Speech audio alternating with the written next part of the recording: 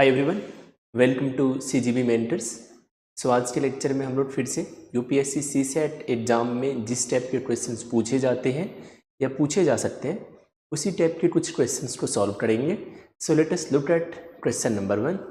सो ये जो question number 1 है ये simple interest, compound interest topic से रिलेटेड क्वेश्चन है और SICA से यूजुअली यूपीएससी सीसेट में एक क्वेश्चन पूछा जाता रहा है और वो यूजुअली आसान होता है। यदि आपका बेसिक्स क्लियर है SI और CA का तो you will be able to solve that one question from SI/CA।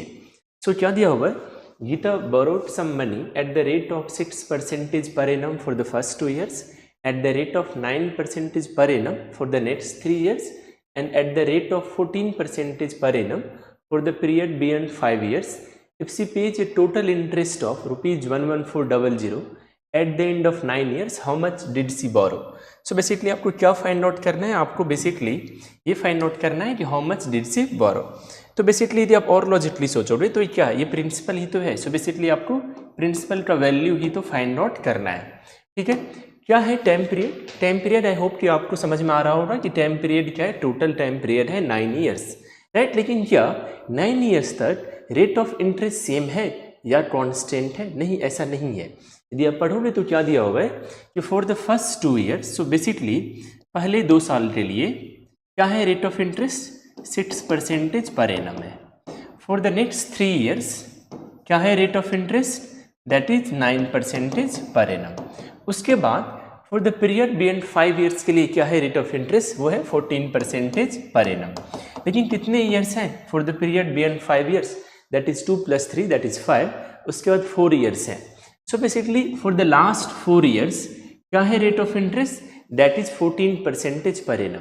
यदि आपने SI का पहले वाला कोई लेक्चर देखा होगा या आई होप यदि आपका SI का बेसिक्स क्लियर होगा तो आपको समझ में आ रहा होगा कि यदि सपोज मैं सिर्फ फर्स्ट 2 ईयर्स की बात करूं जिसमें रेट ऑफ इंटरेस्ट क्या है 6% पर एनम है। सो बेसिकली क्या मैं ये कह सकता हूं कि फॉर द फर्स्ट 2 ईयर्स जो सिंपल इंटरेस्ट आएगा वो प्रिंसिपल का 2 × 6 12% होगा। यदि आप याद करो SI का क्या फार्मूला होता है, P × R × T होता है। यदि मैं कह रहा हूं कि आप इस पर फोकस करो, फॉर द फर्स्ट 2 ईयर्स क्या है rate of interest 6% per annum है। आप प्रिंसिपल को भी P मान लो तो फॉर द फर्स्ट 2 ईयर्स क्या होगा ऐसे, P × 6 × 2, रेट ऑफ इंटरेस्ट क्या है 6 है। So basically this is equal to what, this is equal to P × 12/100। यदि मैं आपसे पूछूं कि P × 12/100 P का कितना परसेंटेज है, तो P × 12/100 P का 12% है। सो what does it mean, for the first 2 years क्या है नेट इफेक्टिव इंटरेस्ट रेट, वो बेसिकली 12% है। फॉर द नेक्स्ट 3 ईयर्स क्या हो जाएगा, 3 × 9 that is 27%। What does it mean कि इन दीज 3 ईयर्स जो सिंपल इंटरेस्ट है वो प्रिंसिपल का 27% है। What about these 4 years, for the last 4 years जो सिंपल इंटरेस्ट होगा वो प्रिंसिपल का 4 × 14 दैट इज 56% है। ओके, सो बेसिकली यदि आप सोचो प्रिंसिपल का 12% देन 27% देन 56%। सो बेसिकली यदि आप ये सारे परसेंटेज को ऐड करोगे तो क्या निकल के आएगा, 12 + 27 is 39 and 39 + 56 is what, that is equal to 95. So what does it mean? It means कि जो सिंपल इंटरेस्ट है, जो टोटल सिंपल इंटरेस्ट है वो क्या है, वो है आपका 95% ऑफ प्रिंसिपल, राइट। क्योंकि देखो यहाँ पर ऐसा क्या आ जाएगा, यहाँ पर ऐसा है 12% ऑफ प्रिंसिपल, यहाँ पर ऐसा क्या है 27% ऑफ प्रिंसिपल, यहाँ पर ऐसा क्या है 56% ऑफ प्रिंसिपल, राइट। तो टोटल सिंपल इंटरेस्ट आप फाइंड आउट करोगे तो आप सबको ऐड करोगे, that is equal to 95% of principal, और वो किसके इक्वल है, that is equal to 11,400 rupees. So this is equal to 11,400 rupees. So 95 × P divided by 100 that is equal to 11400. So 19 × 5 is 95, 19 × 6 then 20, right. So again 5 × 1 and 5 × 20, तो क्या यहाँ से principal आप फाइंड आउट कर सकते हो, 600 × 20 that is equal to 12,000. So principal equal to 12,000 rupees. So option C is the correct answer. Let us look at the question number 2. Again ये number series topic से आपको मिसिंग नंबर फाइंड आउट करना है। Number series से usually questions पूछे जाते हैं UPSC CSAT में, तो नंबर सीरीज एक ऐसा टॉपिक है जिस पर आपको डेफिनेटली फोकस करना चाहिए if you want to do well in UPSC CSAT exam. उसमें भी यदि आप क्वांट पर फोकस करना चाहते हो, क्वांट के क्वेश्चंस को सॉल्व करना चाहते हो ऑन द डी डे, तो नंबर सीरीज के क्वेश्चंस को आप टारगेट कर सकते हो। तो ऑब्वियस है कि मिसिंग टर्म फाइंड आउट करने के लिए आपको सबसे पहले पैटर्न को फाइंड आउट करना होगा। सो यहाँ पर देखोगे आप तो नंबर्स इंक्रीजिंग है, नंबर्स इंक्रीज हो रहे हैं लेकिन बहुत ही स्लोली इंक्रीज हो रहे हैं। सो व्हाट डज इट मीन कि शायद यहाँ पर जो एडिशन वाला कुछ हो रहा है, राइट, एडिशन वाला something is happening. So basically क्या करते हैं उसके लिए हम लोग, क्या मतलब पैटर्न को ट्रैक करने के लिए what do we do usually, हम लोग यूजुअली डिफरेंस फाइंड आउट करते हैं। सो क्या है यहाँ पर 6 + 1 देन 7 + 3 देन 10 + 6, ओके। फर्दर तो आप कोई डिफरेंस नहीं फाइंड आउट कर सकते। जब आप डिफरेंस फाइंड आउट करते हो कई बार तो डिफरेंसेस को देखते ही आपको पता चल जाता है क्या पैटर्न है, कई बार नहीं पता चलता है। उस केस में आप क्या करते हो, आप डिफरेंसेस का डिफरेंस फाइंड आउट करते हो। तो आप देखो यहाँ पर क्या हो रहा है, +1 + 2 मीन्स पहले डिफरेंस क्या है, +1 है, देन +3 है, सो डिफरेंस +2 से बढ़ चुका है, देन +3 से +6, सो डिफरेंस +3 यहाँ पर बढ़ चुका है, +3 + 3 इज +6। सो बेसिकली आप देखो यहाँ पर +2 हो रहा है, यहाँ पर +3 हो रहा है, right. So what does it mean कि यहाँ पर आगे क्या हो रहा होगा, राइट। सो बेसिकली यहाँ पर वी कैन गेस कि शायद यहाँ पर +4 हो रहा है। यदि यहाँ पर +4 हो रहा है सो बेसिकली यहाँ पर डिफरेंस कितना होना चाहिए, 10 का होना चाहिए। सो बेसिकली यहाँ पर डिफरेंस यदि 10 का है so basically 16 + 10 that is 26। So what does it mean कि ये जो मिसिंग नंबर है वो 26 है। लेकिन क्या इसे आप क्रॉस वेरीफाई कर सकते हो, यदि आप ये अज्यूम कर रहे हो कि +2 + 3 हो रहा है मीन्स आगे जो है सो +4 हो रहा होगा। सो बेसिकली यहाँ पर मिसिंग नंबर आपका 26 आ चुका है। तो एक बार आप क्रॉस वेरीफाई करो क्या है डिफरेंस, +1 + 3 + 6 + 10। सो लास्ट में क्या डिफरेंस आ जाएगा यदि 26 ये नंबर है तो +15, ओके। सो बेसिकली यहाँ पर देखो आप 10 + 5 is 15। So what does it mean कि ये जो 26 ही मिसिंग नंबर है ये आपने क्रॉस वेरीफाई करके देख लिया, क्योंकि देखो आपको डिफरेंसेस का जो डिफरेंस है वो अभी भी जिस पैटर्न को आपने अज्यूम किया था कि शायद ये पैटर्न फॉलो हो रहा है वही हो रहा है, +2 + 3 + 4 and +5। So the correct answer is 26। तो आपको there are very good chances कि नंबर सीरीज के क्वेश्चन यदि पूछे जाते हैं तो डिफरेंस से आप उन क्वेश्चन को सॉल्व कर सकते हो। और डिफरेंस को देखने से यदि आपको नहीं पता चले तो आप डिफरेंसेस का डिफरेंस फाइंड आउट करना, शायद डिफरेंसेस के डिफरेंस से you will be able to crack the pattern. Now let us look at question number 3। क्या दिया हुआ है, if in a certain code camp is written as 613113 and time is written as, okay. तो आपको same code में ये बताना है कि प्ले को कैसे लिखा जाएगा, राइट। सो बेसिकली जब भी आप इस टाइप के क्वेश्चंस को सॉल्व करते होंगे तो ऑब्वियस है कि एक बार के लिए ये जो लेटर्स हैं इनके आप इंग्लिश अल्फ़ाबेट में क्या पोजीशन है उसके बारे में जरूरी सोचते होंगे, राइट, क्योंकि उसके बिना तो यू कांट सॉल्व क्वेश्चन। कई बार डायरेक्ट दिख जाएगा बट यहाँ पर तो देखने से पता चल रहा है कि नहीं, यहाँ पर तो we will have to think about the position of these letters in English alphabet. So basically C की क्या पोजीशन है 3, ए की क्या पोजीशन है 1, एम की क्या पोजीशन है 13 और पी की क्या पोजीशन है 16। ये इंग्लिश अल्फ़ाबेट में जो लेटर्स की पोजीशंस है उसे याद रखने के लिए एक शॉर्टकट होता है ई जो टी। यदि आप इनका पोजीशंस याद रखो, जैसे ई आता है 5th प्लेस पे, जे आता है 10 पे, ओ आता है 15 पे, टी आता है 20 पे और वाई आता है 25 पे। तो उससे क्या हो रहा है कि सी ए सब के बारे में तो आप इजीली सोच लोगे, लेकिन जैसे ही आप पी सोचोगे आपको क्विकली आएगा कि अच्छा ओ के जस्ट बाद पी आता है और ओ की पोजीशन 15 है, सो बेसिकली पी की 16 है। इसी वे में आप एम की 13 आप क्विकली फाइंड आउट कर पाओगे कि हाँ एम की पोजीशन 13 होगी, जे 10 पे, के एल एम, सो 13, ओके। सो क्या है नंबर्स 3, 1, 13, 16। उसके बाद उस कोड में कैंप को कैसा लिखा गया 613113। अब जरा आप देखो क्या कुछ रिलेशन आपको दिख रहा है, we should be able to observe कि देखो यहाँ पर क्या है 311316, लेकिन इसे जरा आप रिवर्स में देखो 6 1 3 देन 1 देन 1 देन 3, ओके। आपको थोड़ा सा क्लू मिला है कि शायद कैंप को इसी पैटर्न में लिखा गया है, राइट। इन लेटर्स की पोजीशंस को लिखने के बाद उसे रिवर्स ऑर्डर में लिख दिया गया है। लेकिन आपके पास एक वर्ड और भी है, वो कौन सा वर्ड है? वो है टाइम। तो आप एक बार टाइम का भी चेक कर लोगे कि क्या टाइम का जो कोड है वो सेम पैटर्न को फॉलो करता है। टाइम में टी कौन से पोजीशन पे आता है? 20। ओ कौन से पोजीशन पे आता है? 9। एम कौन से पोजीशन पे आता है? 13। और ई कौन से पोजीशन पे आता है? 5। सो बेसिकली यदि सेम पैटर्न को फॉलो किया जाए तो पहले तो आप 5 लिखोगे, देन 3 लिखोगे आप, देन 1, देन 9, देन 0, देन 2। देखो आप यही तो यहाँ पर फॉलो हो रहा है, 531902 ही तो लिखा गया है, राइट? टाइम का उस कोड में किस वे में लिखा गया है? 531902 में। सो व्हाट डज इट मीन कि हाँ, उस कोड में यही पैटर्न है। सो बेसिकली आपको किसका कोड लिखना है? आपको लिखना है प्ले का कोड। सो प्ले में पी कौन से पोजीशन पे आएगा? 16 पे आएगा। ओके, एल कौन से पोजीशन पे आता है? 12 पे आता है। ए कौन से पोजीशन पे आता है? 1 पे आता है। वाई कौन से पोजीशन पे आता है? 25 पोजीशन पे आता है। सो बेसिकली देखो आप, यदि आप रिवर्स में लिखोगे तो सबसे पहले 5 लिखोगे, देन 2 लिखोगे। लेकिन आप पूरा क्यों लिख रहे हो? If you look at these options, देखो मात्र एक ही ऑप्शन है जिसमें 5 सबसे पहले लिखा गया है, 5 2। बाकी में तो है ही नहीं, तो आपको इतना पूरा लिखने का कोई नीड भी नहीं है।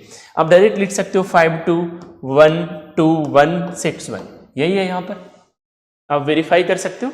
वैसे आई विल सजेस्ट यू कि जैसे ही आपको ये दिख जाता है, व्हाट डज इट मीन कि अब आपको पूरा लिखने का कोई नीड नहीं है, आपको जब राइट आंसर मिल चुका है कि इस क्वेश्चन का करेक्ट ऑप्शन। तो जब भी आप क्वांट एलआर के क्वेश्चंस को सॉल्व करते हो तो आपको आई विल सजेस्ट यू कि आपको बीच बीच में थोड़ा सा ऑप्शंस पर भी नजर रखना चाहिए। कई क्वेश्चंस ऐसे होते हैं जिसे आप बिना पूरा सॉल्व किए भी you can solve that question, you can answer that question. Question number 4 जो है ये प्रॉफिट लॉस एंड डिस्काउंट से। I have told U A number of times कि जो प्रॉफिट लॉस एंड डिस्काउंट हो या SICA हो, इन चैप्टर्स के क्वेश्चंस को आप बिना जो इन चैप्टर्स के स्पेसिफिक फार्मूलाज को यूज किए बिना भी आप आंसर कर सकते हो if you are good at percentage. तो क्या दिया हुआ है? A shopkeeper bought an article at ₹1000 and marked up its price by X%. If he then gave a discount of 2x by 5% and still got a profit percentage of 2x by 5%, find the value of x. So basically we have to find the value of x. Okay, so यहाँ पर बस simple percentage का जो आपका knowledge है बस उसे आप अप्लाई करो। शॉपकीपर ने कितने रुपए में आर्टिकल को खरीदा है? 1000 रुपीज में खरीदा है। ओके, फिर मार्क्ड अप के बारे में क्या दिया है? Marked up its price by X%. So what does it mean कि मार्क्ड प्राइस जो है वो 1000 रुपीज से X% ज्यादा है। सो बेसिकली यदि आप 1000 रुपीज को X% का यहाँ पर यदि आप इंक्रीमेंट करवाओगे तो क्या हो जाएगा? Marked price that will be 1000 into 1 plus x by 100, right? ये क्या है? ये अब आपका है मार्क्ड प्राइस। ओके, आपको याद होगा कि in the case of increment हम लोग क्या करते हैं? 1 प्लस जो परसेंटेज होता है उसे फ्रैक्शन में बदल के, in the case of decrement into 1 minus F, यहाँ पर भी एफ क्या होता है? परसेंटेज में जो वैल्यू होता है उसे आप फ्रैक्शन में कन्वर्ट कर देते हो, राइट? सो इंटू 1 माइनस एफ, यहाँ पर x% दिया हुआ है, x को फ्रैक्शन में कन्वर्ट करोगे so x by 100, right? Increase हो रहा है so 1 plus F, so into 1 plus x by 100। उसके बाद आपको क्या दिया हुआ है? If he then give a discount of 2x by 5%, so discount दे रहे हो आप, so what does it mean कि मार्क प्राइस को अब आप रिड्यूस कर रहे हो बाय 2x बाय 5%। तो ऑब्वियस है यदि आप 2x बाय 5% से यदि आप इसे रिड्यूस करोगे so basically you will apply into 1 minus F. लेकिन पहले मार्क प्राइस है क्या? ये है 1000 इंटू 1 प्लस x बाय 100। अब आप डिस्काउंट दे रहे हो यदि, so basically into 1 minus 2x by 500, right? देखो इंटू 1 माइनस एफ कर रहे हो आप। परसेंटेज को फ्रैक्शन में कैसे बदलते हैं? 100 से डिवाइड करते हैं परसेंटेज को फ्रैक्शन में बदलने के लिए, राइट? सो बेसिकली क्या हो जाएगा? 2x बाय 500 हो जाएगा। ओके, उसके बाद आप देखो ये क्या है? अब आपका ये सेलिंग प्राइस है, ये वाला प्राइस क्या है? ये है आपका सेलिंग प्राइस। उसके बाद भी आपको क्या दिया हुआ है? That shopkeeper still got a profit percentage of 2x by 5%। So what does it mean? It means कि शॉपकीपर ने उस आर्टिकल को कॉस्ट प्राइस से 2x बाय 5% ज्यादा पर सेल दिया है, राइट? सो बेसिकली क्या मैं इसमें में लिख सकता हूँ 1000 into 1 plus 2x by 500, right, क्योंकि देखो आप सेलिंग प्राइस क्या है, कॉस्ट प्राइस से 2x/5% ज़्यादा है, तभी तो आप प्रॉफिट परसेंटेज बता रहे हो कि प्रॉफिट परसेंटेज ही है, और कॉस्ट प्राइस आपका क्या है, वो है 1000। So basically this is equal to this one, क्योंकि इस वे में भी ये सेलिंग प्राइस है और ये भी क्या है आपका उसी आर्टिकल का सेलिंग प्राइस है, तो दोनों को आप इक्वेट कर सकते हो। सो 1000 and 1000 will cancel each other. लेकिन यदि आप केयरफुली ऑब्जर्व करोगे तो यहाँ पर आपको दिख रहा है 1 + x/100, इसमें दिख रहा है आपको 1 - 2x/500, वहाँ दिख रहा है आपको 1 + 2x/500। तो क्या आप इस इक्वेशन को सॉल्व करोगे, right? So I will suggest you कि आप इस टाइप के इक्वेशंस को सॉल्व नहीं करो। क्यों नहीं करो? क्योंकि देखो आपको किसका वैल्यू फाइंड आउट करना है, आपको वैल्यू फाइंड आउट करना है एक्स का। सो what does it mean, CSAT में तो 4 ही ऑप्शंस होते हैं, राइट? और आपको ये एक्स्ट्रा वैल्यू फाइंड आउट करना है, यहाँ पर भले आपको 5 दिख रहा है बट सीसेट एग्जाम में तो 4 ही ऑप्शंस होते हैं। सो बेसिकली क्या 40, 70, 60 एंड 50। सो बेसिकली एक्स के इन्हीं 4 वैल्यूज में से कोई वैल्यू होंगे। सो आई विल सजेस्ट यू कि आप क्या कर सकते हो, आप एक्स का एक एक वैल्यू लेकर के चेक कर सकते हो। एक्स का जो भी वैल्यू इस इक्वेशन को सेटिस्फाई कर देगा that will be your answer. एक दो शॉर्टकट्स यहाँ पर और भी है कि जब भी इस टाइप के ऑप्शन से आपको डील करना पड़े तो यूजुअली ऑप्शंस में जो एक्सट्रीम वाले वैल्यूज होते हैं यूजुअली वो सही नहीं होते हैं। तो आई विल सजेस्ट यू कि देखो एक्सट्रीम वैल्यूज क्या है, जो मिनिमम है वो 40 है, जो मैक्सिमम है वो 70 है। तो there are very good chances कि शायद ये दोनों में से कोई सेटिस्फाई नहीं करेगा, लेकिन इस बात की कोई गारंटी नहीं है, मैं आपको यूजुअल पैटर्न बता रहा हूँ, ठीक है। उसके बाद जो ऑप्शंस क्या बचते हैं 60, 50। तो आप देखो आपको थोड़ा सा यहाँ पर और भी केयरफुली आप ऑब्जर्व करोगे, यदि आप 50 यहाँ पर पुट करते हो तो 1 + 50/100, 50/100 इज 1/2। कितना इजीली आप उसे सिंप्लीफाई कर सकते हो।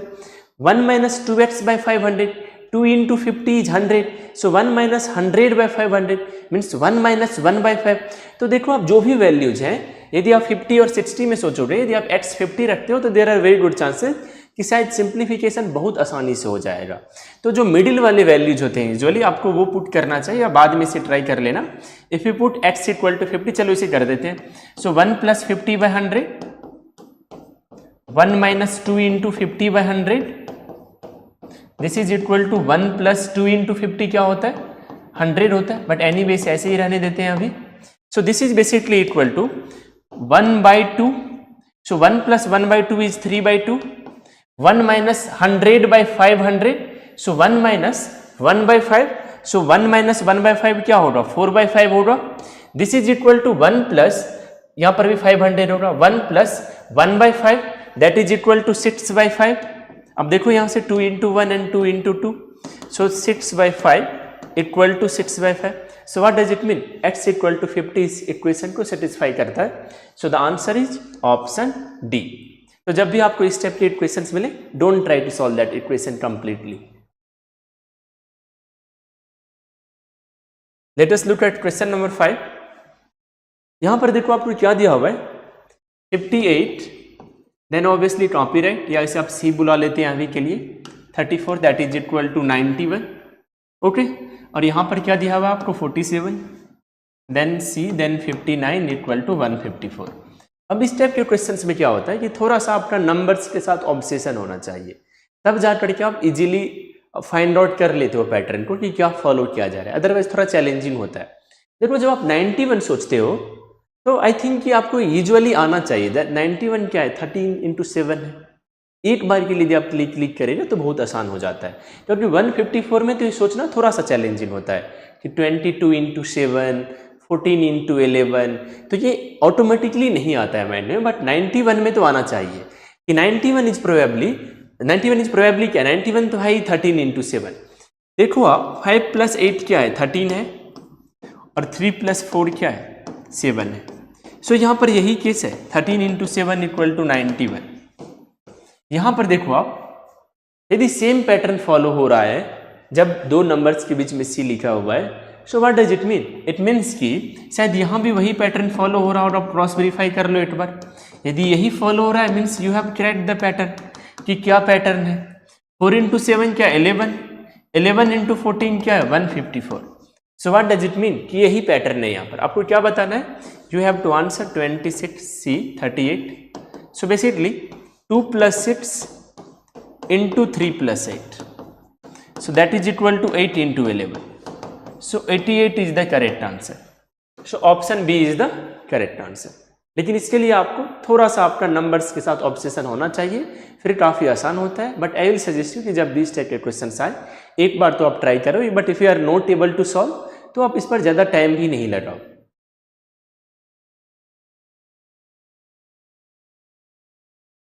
Now we need to find the round number in the following number series. So basically क्या नंबर्स हैं? 250, 260, 291, 341, ओ सॉरी 314 है,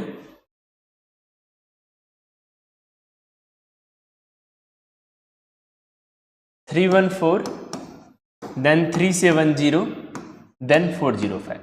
और आपको फाइंड आउट करना है कि इस नंबर सीरीज में कौन सा नंबर जो है सो वो राउंड नंबर है। तो आप कैसे फाइंड आउट करोगे? उसके लिए आपको सिंपली करना क्या होगा, you need to find the difference. क्यों? क्योंकि यहाँ पर भी नंबर्स स्लोली इंक्रीज हो रहे हैं। So there are very good chances कि शायद एडिशन जैसा कुछ हो रहा है यहाँ पर। सो क्या है यहाँ पर difference? This is 250 plus 10, this is 260 plus 31, this is plus 23, this is plus 56, right? This is plus, अच्छा 340 मिस हो रहा है ना फिर।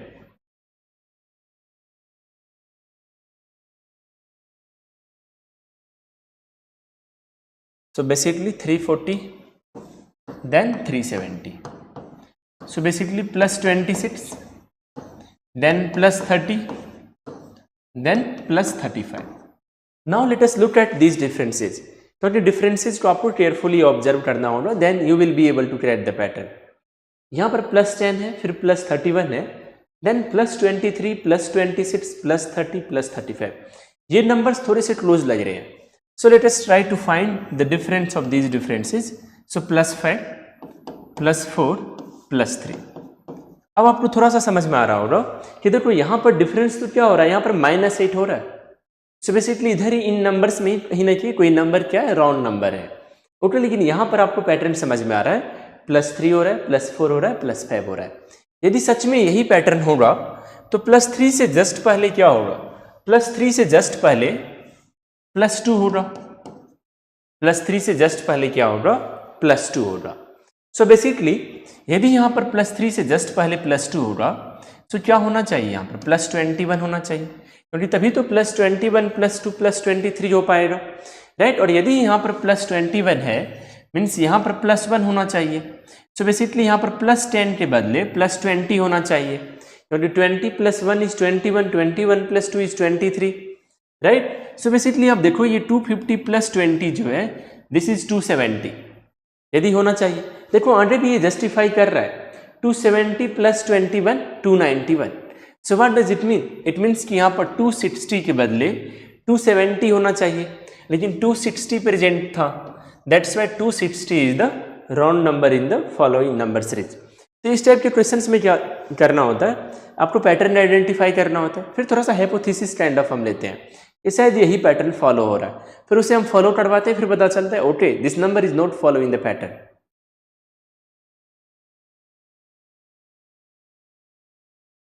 डायरेक्शन डिस्टेंस से भी यूजुअली क्वेश्चंस पूछे जाते हैं in UPSC CSAT exam. So क्या दिया हुआ है? Niranjan goes 6 kilometre towards east from library. तो suppose this is his library, right? 6 kilometre towards east, so basically 6 kilometre towards east. तो आपको ये समझ आना चाहिए, this is north, this is south, this is east, this is west. Suppose this is his library, so he has went 6 kilometer, he has traveled 6 kilometer towards east from his library. Now he is at this point and takes a right turn, so basically this side, okay? Now he goes 3 kilometer, so 3 kilometer and takes a left turn, so left turn यहाँ हो जाएगा। He goes 6 kilometer, so he has traveled 6 kilometer, then and takes a right turn, so right turn means इस direction में turn करेगा। He again goes 3 kilometer and takes a right turn, so right turn लेगा means यहाँ turn लेगा वो। He now goes 6 kilometer, अब आपको थोड़ा सा केयरफुल रहना होगा। Now he goes 6 kilometer means वो इस पॉइंट के सामने आ जाएगा, दिस इज 6 किलोमीटर। ओके, उसके बाद आपको क्या दिया हुआ है, एंड टेक से लेफ्ट टर्न, सो यहाँ से लेफ्ट टर्न ले जा तो यहाँ आएगा, and travels 3 kilometre, okay, so travels 3 kilometre. फिर क्या दिया हुआ है, एंड टेक से left turn to reach his home which is 6 kilometre away, so basically this इस पॉइंट पे आ जाएगा 6 किलोमीटर। अब वो इस पॉइंट पे पहुंच चुका और यही उसका होम भी है, so this is home and this is his library. So we have to answer what is the shortest distance between library and his home. So basically आपको शॉर्टेस्ट डिस्टेंस फाइंड आउट करना है। So basically आपको क्या find out करना है, आपको ये distance find out करना है, राइट। अब देखो क्या आप ऐसा कुछ परपेंडिकुलर सोच पा रहे हो, कुछ राइट एंगल ट्राइंगल आपको समझ में आ रहा होगा। शॉर्टेस्ट डिस्टेंस वाले क्वेश्चंस में यूजुअली अप्लाई करना होता है, तो आपको ये डिस्टेंस फाइंड आउट करना है, और ये क्या है, ये यहाँ पर 90 डिग्री होगा। क्या आप इस डिस्टेंस को बता सकते हो कितना डिस्टेंस है? देखो आप, this is 3, so basically this is also 3, then 3, then 3, so basically this is 9, this is 9 kilometre. अब ये डिस्टेंस क्या है, देखो ये यदि 6 किलोमीटर है तो ये भी 6 किलोमीटर है, और ये तो है ही 6 kilometre, so this distance is 12 kilometre.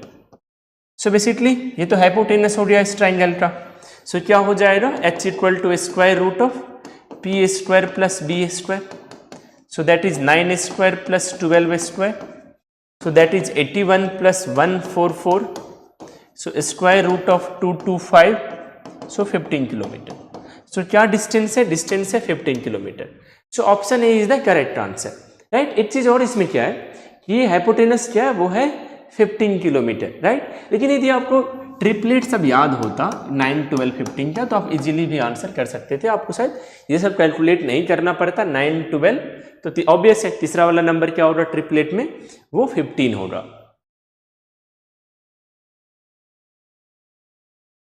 Late us look at question number 8। क्या दिया है, what is the smallest 4 digit number which when divided by 5, 6 and 7 leaves a remainder of 4 each time. सबसे पहले हम लोग ये सोच लेते हैं कि what is the smallest number that is divisible by 5, 6 and 7। Remainder को आप भूल जाओ, कैसे क्या करोगे उसके लिए, आप you need to find the LCM of 5, 6 and 7। आपको उसके लिए एलसीएम फाइंड आउट करना होगा 5, 6 और 7 का। एलसीएम क्या होगा, यहाँ पर देखो एलसीएम निकालने के लिए एक तरीका ये था कि आप प्राइम फैक्टराइजेशन के बारे में सोच सकते हो। तो 5 के लिए आप क्या लिखोगे, 5 टू द पावर 1। 6 के लिए क्या लिखोगे आप, 2 to the power 1 into 3 to the power 1। 7 के लिए आप लिखोगे 7 to the power 1। Prime factorisation के द्वारा एलसीएम फाइंड आउट करने का क्या वे होता है, जो जो नंबर्स दिख रहे होते हैं, जो प्राइम नंबर्स दिख रहे होते हैं, भले वो कॉमन प्राइम नंबर नहीं है, उन सारे प्राइम नंबर्स को लेना होता है और उसका मैक्सिमम पावर लेना होता है। 5 दिख रहा है आपको, 5 ले लो। 5 का मैक्सिमम, 5 भले ही कहीं और नहीं है बट फिर भी आप ले सकते हो। 5 का मैक्सिमम पावर 1 ही है, क्योंकि एक ही जगह 5 है, कहीं और होता तो शायद मे बी हाईएस्ट पावर 5 का कुछ और होता। So power 1, right. 2 भी आप लोगे यहाँ पर, अगेन 2 एक ही जगह है और 2 का पावर क्या है, 1 है। 3 to the power 1, similarly 7 to the power 1, right. यहाँ पर क्या है कि नंबर्स कॉमन नहीं भी है, फिर भी आप एलसीएम में ले सकते हो। फिर जो भी अवेलेबल होता है, मतलब वो जो प्राइम नंबर्स होते हैं उनका मैक्सिमम पावर लेना होता है। सो क्या है LCM, 5 into 2 is 10, 10 into 3 is 30, 30 into 7 is 210। So basically 210 is the least number, 210 is the least number that is divisible by 5, 6 and 7। लेकिन यहाँ पर तो आपको क्या कहा गया है, उस नंबर के बारे में सोचने के लिए जिसमें रिमाइंडर 4 आए, राइट। तो अब आपको करना क्या होगा, और एक कंडीशन और है, smallest 4 digit number, smallest 4 digit number. अब जरा सोचो आप, यदि सपोज इस 210 प्लस 4 करोगे आप, क्या आ जाएगा, 214 आ जाएगा, right. This is 214, okay. So basically यदि आप 214 को 5 से डिवाइड करोगे, रिमाइंडर 4 आएगा। 6 से डिवाइड करोगे, रिमाइंडर 4 आएगा। और 7 से भी डिवाइड करोगे तो रिमाइंडर 4 आएगा। लेकिन ये जो 214 है, ये तो 3 डिजिट वाला नंबर है, राइट। तो क्या पैटर्न होगा इस नंबर का, इस नंबर का पैटर्न सिंपल होगा। 210 का जो जो मल्टीपल होगा वो तो 210 से डिविजिबल होगा ही, वो तो 5, 6, 7 से डिविजिबल होगा ही। लेकिन उसमें यदि आप +4 कर दो तो वो जो नंबर होगा वो ऐसा नंबर होगा जिसे यदि आप 5, 6 और 7 से डिवाइड करो तो उसमें आपको रिमाइंडर 4 ही आएगा।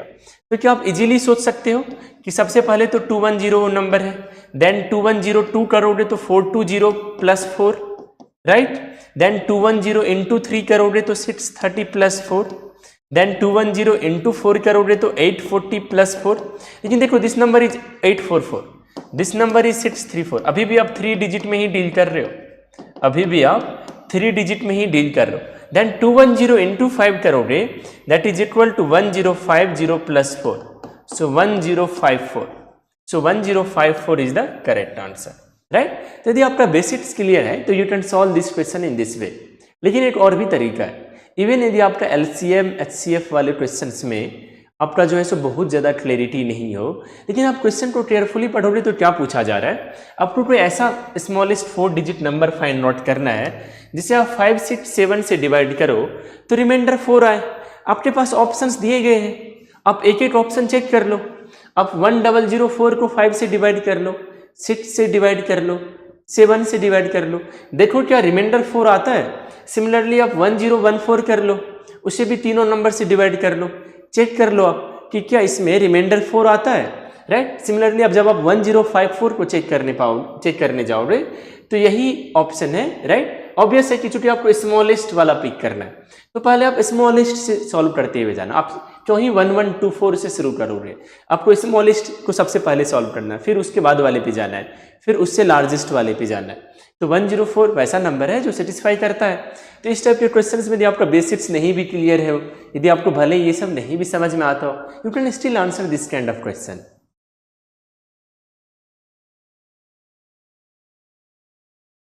Late us look at question number 9। क्या दिया हुआ है, in a fitness challenge the average number of pushups done by PQ and R is 30, the average number of push-ups done by Q, S and T is 36, participant U does exactly as many push-ups as Q, so what does it mean?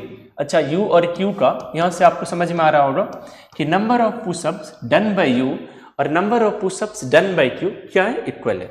So you have to answer what is the overall average number of pushups performed by P, Q, R, S, T and U। So basically आपको average number of pushup बताना है, right, कि ये जो total कितने person है, 6 person है। So basically average कैसे निकालोगे आप, सबका नंबर ऑफ पुशअप्स को ऐड करोगे और डिवाइडेड बाय 6 करोगे, that will be your answer. So देखो आपको डिनोमिनेटर तो पता है उसमें 6 है, लेकिन आप कब आंसर कर पाओगे, जब आप P plus Q plus R plus S plus T plus U find out कर लो। Okay, let us read the first line. Average number of pushup क्या है, done by P, Q and R, that is 30। तो आप क्या लिख सकते हो, P plus Q plus R divided by 3 that is equal to 30। Cross multiply करोगे आप तो आप इजीली फाइंड आउट कर सकते हो P plus Q plus R equal to 30 into 3 that is 90। Okay, तो यहाँ से आपको एक डेटा मिला P plus Q plus R is equal to 90। लेकिन आपको तो S plus T plus U भी आपको उसका एक्सेस होना चाहिए आपके पास में। फिर क्या दिया हुआ है, the average number of pushups done by Q, S and T is 36। Okay, तो इसके लिए आप लिख सकते हो क्या, Q plus S plus T divided by 3 that is equal to 36। Again you need to do cross multiplication, so 3 into 36 equal to 108। Okay, so basically यहाँ से आपको क्या मिला, Q plus S plus T मिला दैट इज इक्वल टू 108। लेकिन आप देखो कि एक डेटा और भी है, उसे यदि आप केयरफुली ऑब्जर्व कर पाओ और उसे यदि आप यूज कर पाओ, you can answer P plus Q plus R plus S plus T plus U। यदि आप इन दोनों डेटा को ऐड करोगे, दोनों इक्वेशन को यदि आप ऐड करोगे तो आपको क्या मिलेगा, you will get P plus Q plus R plus Q plus S plus T that is equal to what, that is equal to 90, that is equal to 90 plus 108, so that is equal to 198। देखो P है, okay, Q है, okay, R भी है, then ST भी है, फिर U नहीं दिख रहा है आपको, लेकिन देखो ये डेटा और भी है, U is equal to Q। So basically ये जो Q है इसे आप U से रिप्लेस करके सोच सकते हो। सो बेसिकली इस Q को यदि आप U से रिप्लेस कर दोगे तो देखो इस Q को आप U से रिप्लेस कर पा रहे हो। सो आपको एक्सेस है P plus Q plus R plus S plus T plus U का, दैट इज इक्वल टू 198। तो आप इसे सिंपली यहाँ पर पुट कर दो, 198 बाई 6 इसे आप सॉल्व करोगे you will gate 33, right. 6 into 33 क्या होता है, दैट इज इक्वल टू 198। वैसे आप इसे नॉर्मली भी सॉल्व कर सकते हो, 2 into 3 then 2 into 99 then 3 into 1 and 3 into 33। So the answer is 33। तो जब भी आपको इस टाइप के क्वेश्चंस दिखे, कई बार क्वेश्चन पढ़ने से ये लगता है कि probably I will not be able to solve it. जो दिया हुआ है उसे आप नीटली लिखो, एटलीस्ट आप उसे रफ शीट में भी प्रेजेंट करते हो, so there are very good chances कि उसके बाद शायद आप लॉजिकली समझ पाओगे, okay I need to do these things then I will be able to solve, right. और एवरेज से यूजुअली आसान क्वेश्चन पूछा जाता है in UPSC CSAT exam, so you can definitely focus on that 1-2 question from average topic on the D day.